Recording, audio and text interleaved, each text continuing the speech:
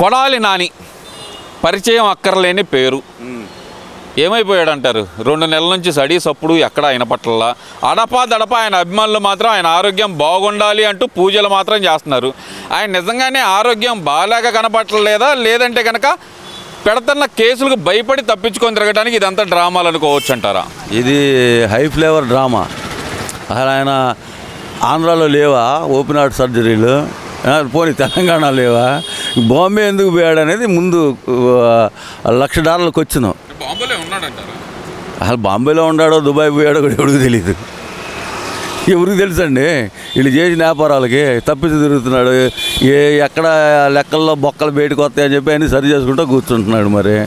మరి ఆయన ఏమంటాడంటే మొన్న ఇంటర్వ్యూలో ఒకటి అన్నాడు కదా, ఏమంటే మీకు రోజు వచ్చి కనపడాలా అని విలేకరికి. ఇప్పుడు ఏంది మీకు వచ్చి కనపడాలా?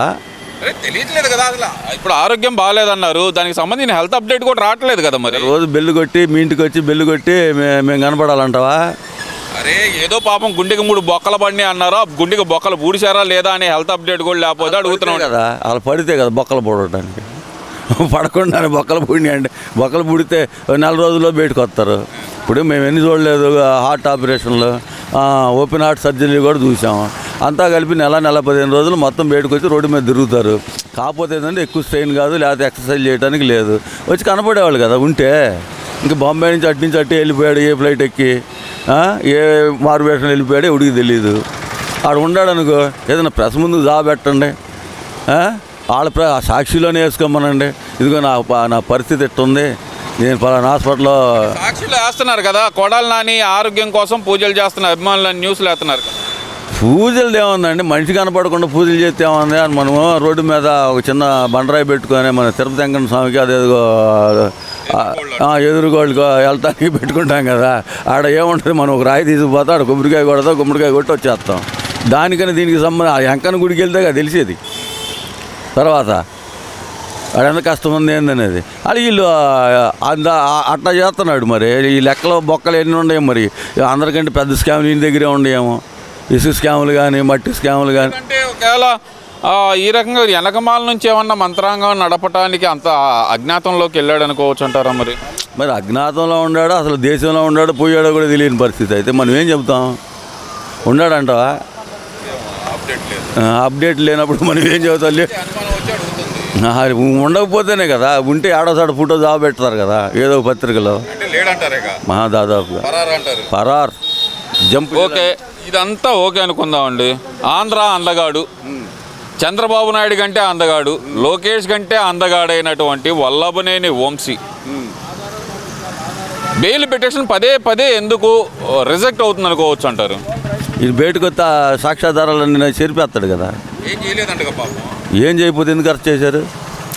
ఏం చేయకపోతే అరెస్ట్ చేస్తే జడ్జిలే అంత పిచ్చోళ్ళే ఏంటి అతనికి బెయిల్ ఇవ్వకపోవడానికి? ఈ అందగాడు మరి సుందరాంగుడు అయ్యగారు ఏదో నడుపుతున్నాడు. మరి మొన్న ఏదో దాంట్లో చూసా, మొన్న హాస్పిటల్ కాడికి ఎందుకు బాగాలేదంట, కాళ్ళలో నీరు వచ్చిందంట అని చెబుతున్నారు. కాళ్ళలో నీరు వచ్చిందా లేకపోతే ఆయనకి లేనిపోయిన జబ్బులన్నీ ఉన్నాయి అని చెప్పి చెప్పుకొస్తున్నారు. మరి ఆ జబ్బుల మీద హాస్పిటల్కి వెళ్తేనే ఏమీ లేదని చెబుతున్నారు. మరి ఏం చేద్దాం? ఈ అందగాడిని ఏ ఊరు పంపిద్దాం? ఇప్పుడు చేయని తప్పుకు నేను జైలు అయితే వస్తుంది. ఆ బోరగడ్డకు కూడా బెయిల్ వచ్చింది. ఈ అందగాడికి ఎందుకని రావట్లేదు? ఏం చేద్దాం? కత్తి తిండి తిప్పలో కత్తి ఎక్కువైనాయిలే. ఇప్పుడు ఈ మధ్యలో ఫోన్ లేదా, ఫోన్లో అన్నా చూసుకుంటే అట్టన్నా టైం పాస్ అయ్యేది.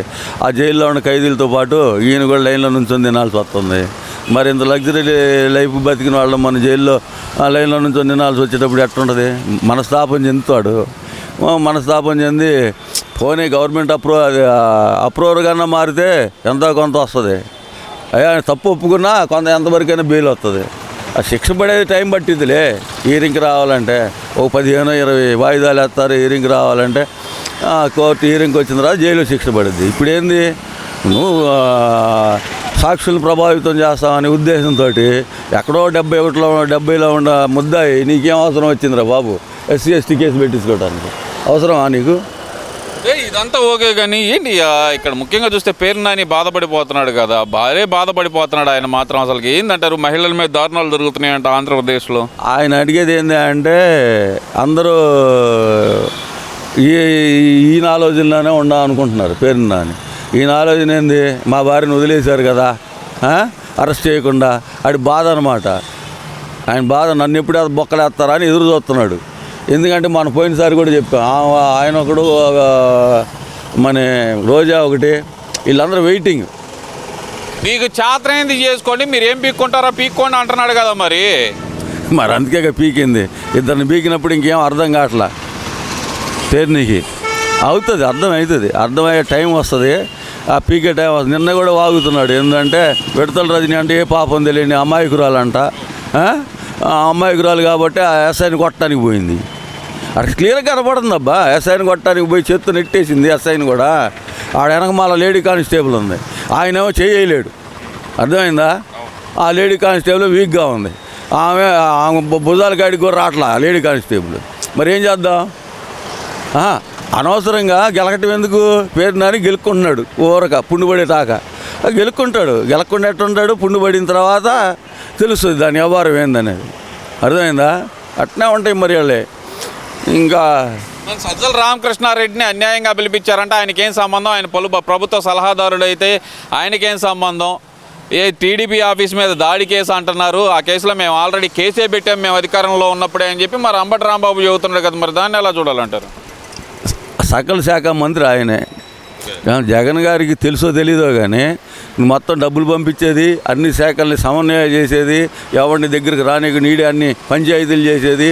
అసలు ఆయన నువ్వు సలహాదారు అయితే నువ్వు ఆ మీటింగ్లో ఎందుకు కూర్చున్నావా? ప్రభుత్వ సలహాదారు క్యాబినెట్ మీటింగ్లో కూర్చోవచ్చా? మరి ఎందుకు కూర్చున్నావు నువ్వు? నీకేం సలహాలు ఇవ్వటానికైనా సరే అంతా మీటింగ్ అయిపోయిన తర్వాత మళ్ళీ దాని కన్క్లూజన్ వస్తుంది. కన్క్లూజన్ వచ్చిన తర్వాత సంతకాలు పెట్టే ముందు ఏమైనా మార్పులు చేర్పులు మధ్యలోనే మార్చడానికి అవకాశం ఉండిద్దేమోనని కూర్చోబెట్టుకున్నారేమో, ఎవరికి తెలుసు? మధ్యలో మార్చడం గడిది గుడ్డ. మీరు నా దగ్గర రాకుండా ఆయన దగ్గరికి పోయారు. ఇప్పుడు మనం క్యాబినెట్ మీటింగ్ అంటే మంత్రులు, వాళ్ళ పిఏలు, వాళ్ళు ముఖ్యమంత్రి అక్కడ ఆమోదం తెలపాలా. ఆమోదం తెలిపిన తర్వాత మధ్యలో ఏమైనా అమెండ్మెంట్ ఉంటే తర్వాత చేయాలా. అది కూడా చేయకపోతే అది కూడా తెలియదా నీకు? ప్రోటోకాల్ సంగతి కూడా తెలీదా? అన్నీ ఆయనే అయ్యి వర్కర్ని రివర్స్ పే స్కేల్ చేయడానికి ఆయనే. అర్థమైందా? డిఐలు ఇవ్వకుండా చూడటానికి ఆయనే. అన్నీ ఎవరికి డబ్బులు ఇవ్వకుండా వచ్చిన డబ్బులన్నీ ఏం చేశారు? కంటైనర్లు వెళ్ళిపోయినాయి బయటికి. చెప్తానే ఉండ స్టార్టింగ్ నుంచి చెప్తాను, 1.5 సంవత్సరాలు 2 సంవత్సరాల నుంచి చెప్తానే ఉండు. 2 సంవత్సరాల క్రితమే చెప్తాను, 2023 జనవరి నుంచి చెప్తున్నా. కంటైనర్ డబ్బులు బయటికి పోతున్నాయి స్వామి అని ఊరు పట్టించుకోవాలా. అన్ని పోయిన తర్వాత ఇవాళ ఏం మనం ఏం పీకేదే? బయటికి పోయినాయి డబ్బు అంతా. సరే, ఓవరాల్గా ఏమంటారు? రాష్ట్రంలో అసలుకి రక్షణ లేకుండా పోతుంది. వైసీపీ నాయకుడు కార్యకర్తలు లేదు, ఎవరిని పడితే వాళ్ళని అరెస్ట్ చేస్తున్నారు అంటున్నారు కదా. మరి అందుకే కదా రోజు తగలబడిపోతుంది ఆంధ్ర రాష్ట్రం. అందుకే కదా ఎవరిని పడితే వాడిని అరెస్ట్ చేస్తే తగలబడిపోద్ది కదా. ఈ ముగ్గురు రౌడీగాళ్ళని, చంద నాయకుల్ని, తప్పు చేసిన వాళ్ళని అరెస్ట్ చేస్తే తప్ప నేను అడుగుతున్నా. ఎందుకు తప్ప అయింది? అందరు ఇక రోజు ఇక సామాన్య కార్యకర్తలని వీళ్ళందరినీ పెడితే ఇక్కడ జైలు పట్టో, వీళ్ళకి అన్నం పెట్టడానికి రాష్ట్ర బడ్జెట్ సరిపోదు. అర్థమైందా నీకు? మరి ఇంకా వీళ్ళందరినీ వెనకేసుకొస్తారా ఏంది? దరిద్రం అండి, రాష్ట్రానికి పెట్టే దరిద్రమే జగన్మోహన్ రెడ్డి. ఆ తర్వాత ఎక్స్ సర్వీస్ మ్యాన్లకి ఆయన ఇచ్చింది చచ్చింది ఏం లేదు. ఎవరైనా కానీ అన్ని శవాల దగ్గరికి పోయాడు. పాపం భారత జవాన్ ఉన్నాడు కదా, మన చనిపోయిన మురళీ నాయక్ గారు, ఎవరైనా కానీ ఆ రోజు వెళ్తారు. ఇక అంతా అయిపోయిన తర్వాత వెళ్ళి ఏమన్నా ఇస్తాడా? పావుల డబ్బులు ఇల్లు ఇస్తాడా? అది లేదు. ఎప్పుడు ఇంతకు ముందు కూడా ఎవరికి ఇలా. మరి పావుల డబ్బులు ఇవ్వకుండా ఆడికి వెళ్ళి ఏం చేసి వస్తావు ఆయన? కళ్ళు నీళ్ళు దుడిచి వస్తావు. ఇంకా అమ్మాయిని ఏడిపిస్తాను పోతున్నావు నువ్వు. ఏం ఓదార్చి ఏం చెప్తావా? ఒక 50 లక్షలన్నా ఇయ్యే, నీ చేతి జేబులో డబ్బులు కోట్లు మింగావుగా. మినిమం 50 లక్షలన్నా ఇవ్వాలి కదా. వెళ్ళి ఊరకెళ్ళి అమ్మ అని చెప్పేసి అది తలకాయ నిమిరి ముద్దు పెట్టి వచ్చేస్తే సరిపోద్దా? ఏందా నీ పద్ధతే బాగాలేదు. పద్ధతి ఇప్పటికీ మార్చుకోవాలి. అందుకే నేను పక్కన పెట్టింది. ఊరనే పెట్టారా జనం?